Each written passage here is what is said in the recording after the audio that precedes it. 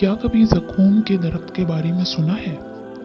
یہ ایک درخت کا نام ہے جو سعودیہ کے شہر نجد میں اگتا ہے۔ اللہ تعالیٰ نے قرآن مجید میں فرمایا، اس کے خوشے شیاطین کے سڑوں جیسے ہیں، جس کا مزہ نہایتی کڑوا اور بدبودار ہے۔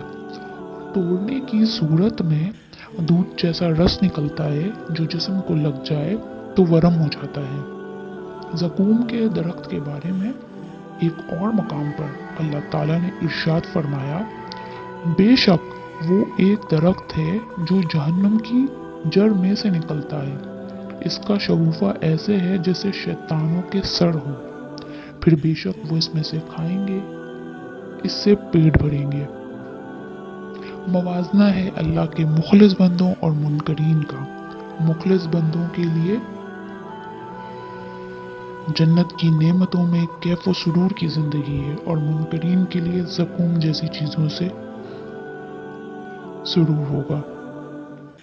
حضرت عبداللہ بن عباس سے روایت ہے، رسول صلی اللہ علیہ وآلہ وسلم نے فرمایا، اگر زقوم کا ایک قطرہ دنیا میں ٹپکا دیا جائے تو دنیا والوں کی زندگی خراب ہو جائے، تو اس شخص کا کیا حال ہوگا جس کا کھانا ہی یہی ہوگا۔